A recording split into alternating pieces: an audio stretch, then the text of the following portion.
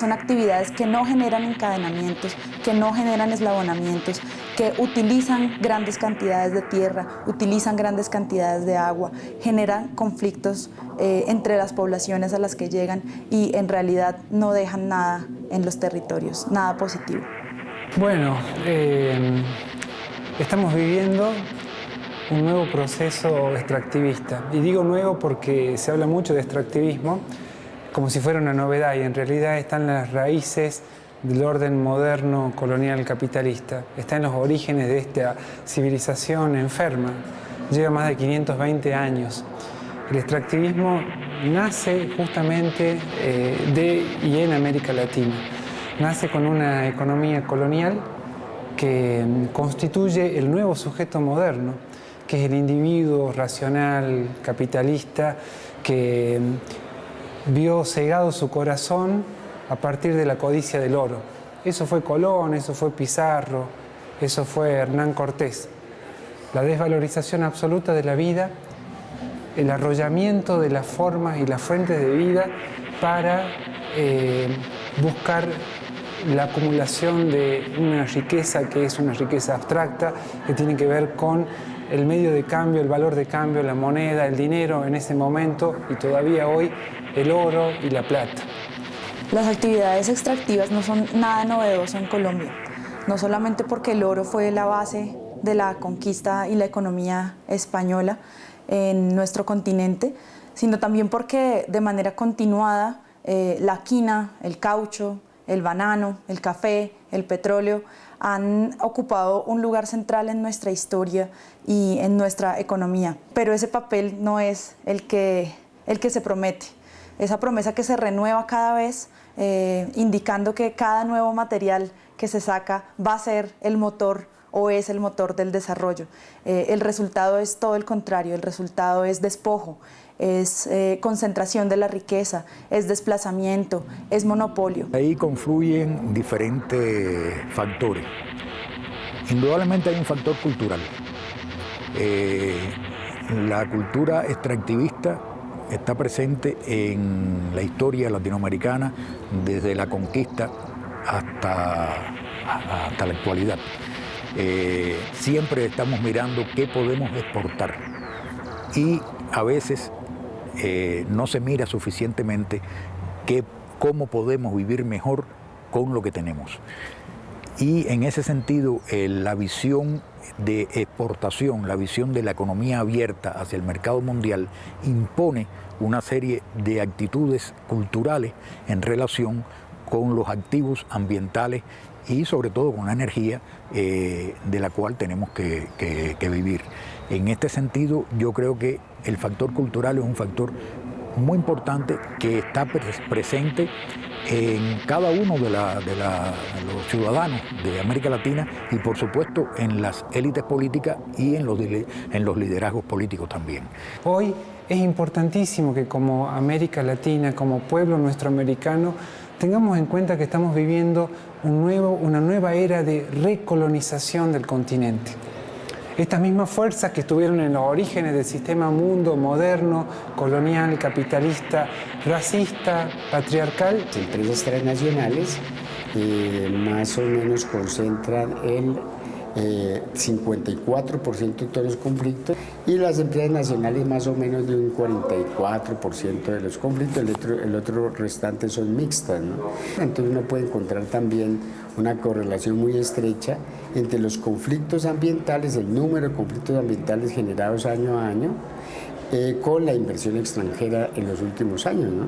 Entonces, claro, la inversión extranjera lo que busca es, digamos, explotar las ventajas comparativas del país y la normativa, digamos, que le flexibiliza la atracción de ese capital extranjero y en este caso, por eso, digamos, era una relación tan estrecha, ¿no?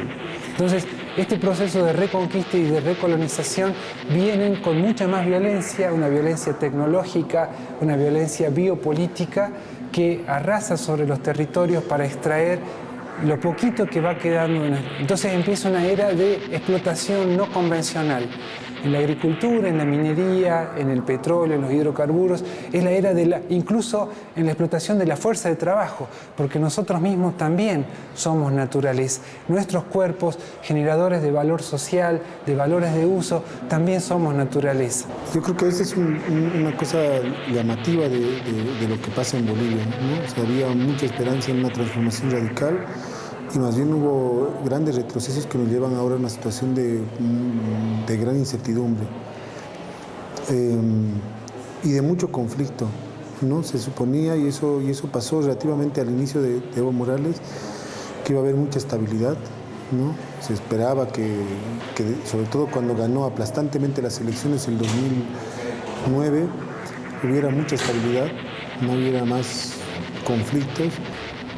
La otra cuestión es las inserciones económicas de los países latinoamericanos con el mercado mundial, que imponen normas, imponen satisfacciones de deudas, deudas económicas, que en resumidas cuentas son también deudas ecológicas, y en ese sentido la satisfacción de estas deudas impone a los países latinoamericanos una extracción de recursos, de bienes y servicios y de energía hacia el mercado mundial, de la cual no se pueden sustraer. Y lo que tenemos más bien es más conflictos que en los últimos 25 años, producto de justamente el modelo que se impone, ¿no? Que requiere y demanda por lo intensivo que es ampliar sus áreas de extracción hacia fronteras nuevas. Bueno, la Amazonía, por ejemplo, se hace mucha minería en tierras bajas, cosa que nunca pasó. Hoy día se explora petróleo por todo lado, incluyendo las zonas altas, donde nunca se exploró para hacer petróleo o gas. En el momento actual, si bien los gobiernos latinoamericanos no pueden sustraerse a esta realidad que se le impone histórica y coyunturalmente, sí tienen la oportunidad y quizás también tienen el deber de, basado en esa renta petrolera, poder transitar hacia otro tipo de matriz energética. Lo positivo es que la diversidad también y la radicalidad, en la profundidad de los planteamientos del movimiento social es inédita. ¿No? Estamos viendo por primera vez en un país que ha tenido 600 años de minería y por tanto problemas ambientales severos y de salud pública severos, que el tema ambiental es prioritario. Y ha habido una respuesta ahí, yo creo, de las pocas del sector, de los sectores, digamos, de las organizaciones femeninas. De hecho, son las únicas que han sido capaces de mantener su autonomía organizativa frente al Estado, ¿no? El resto de organizaciones masculinas o mixtas han sido cooptadas y hoy día liderazgo, digamos, en la resistencia lo están ejerciendo las organizaciones de mujeres indígenas, de trabajadoras, etc. Los ecologistas populares, tanto tipo Sensat como de tantos otros, ¿no? Acción Ecológica en Ecuador, tantos, porque yo he aprendido de esto, yo lo he aprendido acá, hablando con grupos de ecologistas, mucho en los últimos 20, 25 años. Ellos son muy valientes, o ellas son muy valientes en afrontar esto. Y luego usted tiene toda la gente local que está tratando de parar este extraccionismo brutal que hay ahora. Y no porque sean ecologistas teóricos, ¿no? Es por la práctica. Pero no solo es por la práctica como Sarayaco en Ecuador, ¿no? Que echaron una compañía petrolera y son los que han inventado o han introducido la noción de buen vivir en Ecuador. Diciendo queremos vivir bien aquí y que el summa causai en quechua, esto es lo que queremos practicar. Entonces hay mucha experiencia y esta experiencia nos puede llevar acá en Filipinas, en la India, en África, a la justicia ambiental o a menos injusticia ambiental y una economía que sea más sostenible, ¿no? Entonces yo soy optimista respecto a la fuerza de todos estos grupos. De una economía minera, una economía colonial que nace hace más de 500 años y que nace bajo la forma, el estigma y el medio de producción de la violencia. La violencia que fue una violencia abismal, radical, ilimitada, que generó espacios de muerte, espacios de terror, donde el terror se constituyó en una fuerza social que se apoderó de cuerpos y de territorios y que hizo parte de este proceso de conquista. Justamente por ser actividades que generan conflictos en las comunidades y en los territorios, es que resulta tan cuestionable que se siga considerando que el extractivismo es una solución para un país en guerra como Colombia, un país que ya sufre un conflicto interno armado hace muchos años y para el cual una economía extractiva, una actividad extractiva es más gasolina para ese conflicto, es un mayor motivo para que se continúe con el despojo, para que se continúen y se incrementen las condiciones que generan desigualdad y que generan justamente el conflicto interno armado. El metabolismo mundial está aumentando, ¿no? Más materiales, más energía, en buena parte es la demanda de China ahora, pero no solo de China, la de Europa, Estados Unidos, ¿no? Aunque no crece tanto, pero es muy grande y de allí, pues de acá se va exportando, por ejemplo el carbón de acá pues va para Rotterdam y va para centrales térmicas en Alemania, por ejemplo. O sea que es todos los centros industriales del mundo los que chupan materias primas y los causantes en el fondo de esta conflictividad. La conflictividad aquí en Colombia muchas veces, como ocurre también en México, hay un conflicto y esto se soluciona a bala, ¿no? Se mata a la gente, a los que protestan, o se les criminaliza y se mete en la cárcel. Pasa en muchos sitios del mundo y cada vez tenemos más estadísticas de esta cantidad de activistas muertos, ecologistas, populares, que hay en todas partes, ¿no? Me llevo sí una sensación extraña por el grado de violencia real y violencia simbólica que he escuchado y aprendido de los casos, sobre todo de aquí de Colombia. Para alguien viniendo de Uruguay y que no vivió la década del 60 y el 70, cuando tuvimos la guerrilla urbana y la represión de las fuerzas progresistas y de izquierda, tener esta sensación de que en todo momento se cruza, se atraviesa los fenómenos de la violencia directa sobre los cuerpos, sobre las comunidades, el tejido social, bueno, a nosotros nos hace pensar, por un lado, la necesidad de acercarnos más a estas realidades, a conocerlas mejor, y por otro lado también de que en realidad ninguna sociedad está libre de que eso pueda, en nuestro caso, por ejemplo, regresar. Una criminalización como la que ahora Correa, por ejemplo, en Ecuador, está realmente usando, ¿no?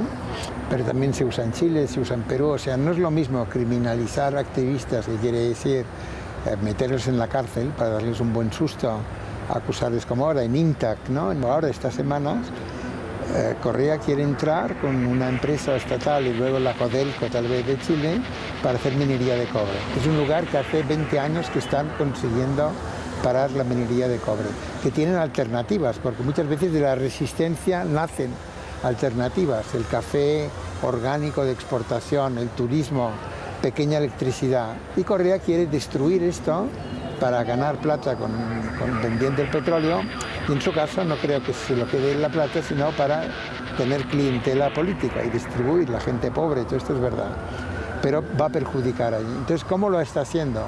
A la gente que los líderes locales, que son gente de allá, no son profesores de universidad que estén en internet y que puedan defenderse bien, les está criminalizando por actos de terrorismo.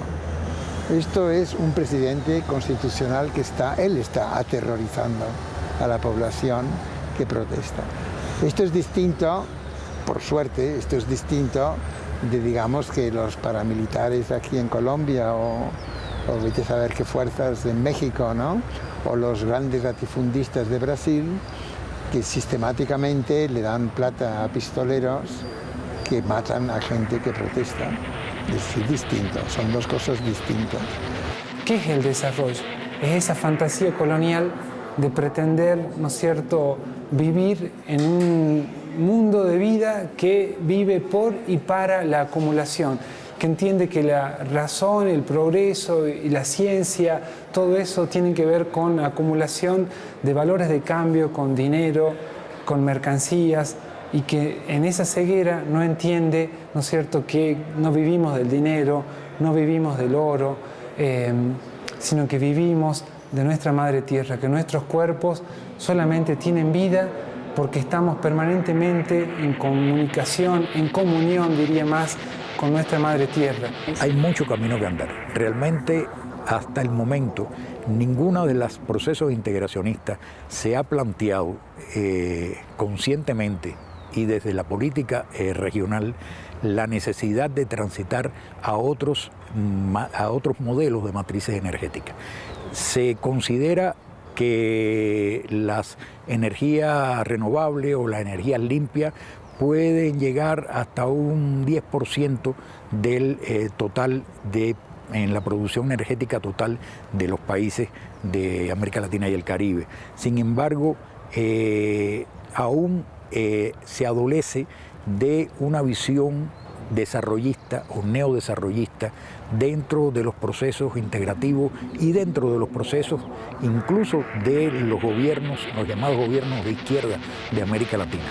Es necesario, lógicamente, transitar hacia una visión más amigable con la naturaleza desde el punto de vista de las políticas públicas de los países latinoamericanos y de los procesos de integración en su conjunto. Por suerte hay otro tipo de reacciones como este que antes te decía, de referéndums locales, y aquí en Piedras, en el Tolima, contra Anglo Gold Ashanti ha habido un referéndum hace poco tiempo, y también en Tarumena ha habido uno también hace pocas semanas.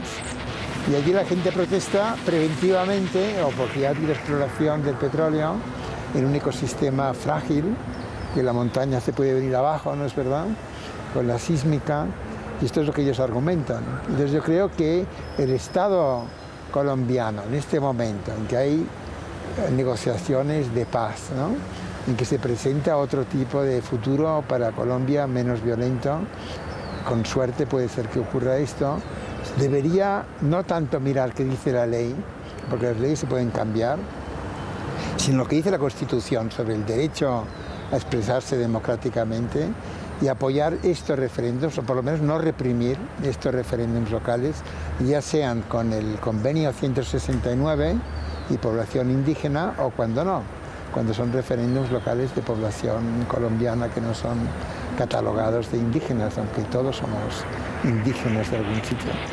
Y en el caso de Uruguay, lo que nosotros nos sirve este tipo de encuentros es poder aprender algunas lecciones, porque seguramente en algún momento también estaremos enfrentados a proyectos de este tipo, mega minería o también el tema de la extracción de petróleo, y en ese sentido poder tomar precauciones desde los movimientos sociales, pero también principalmente de la academia, en el sentido de qué tipo de investigaciones uno debería realizar antes de que este tipo de procesos se lleven adelante. Y esto es toda una dinámica latinoamericana que empezó en Tambo Grande, en Perú, continúa en Esquel, en Patagonia, había en Zipacapa, en Guatemala, y es una cosa admirable como desde las bases, desde las localidades de 10.000 habitantes, 20.000, 5.000, los Cañaris en Lambayeque, ahora en Perú, por ejemplo, ¿no?, dicen queremos votar porque no nos convence que la minería nos va a beneficiar, y la historia está de su lado, porque ni la minería ni el petróleo da beneficio a la población local, ¿verdad? Esto lo sabemos de sobra. Es posible establecer centros de investigaciones o una institución regional que investigue y aplique sistemas de energía limpia que puedan, tanto la fotovoltaica como la pequeña energía hidroeléctrica a pequeña escala, no estoy hablando de las grandes presas, la biomasa, la energía de la biomasa. O sea, hay una serie de alternativas energéticas que además poco a poco van a imponer lo que se considera es el núcleo duro de la producción de energía, que es la centralización y la concentración de la energía.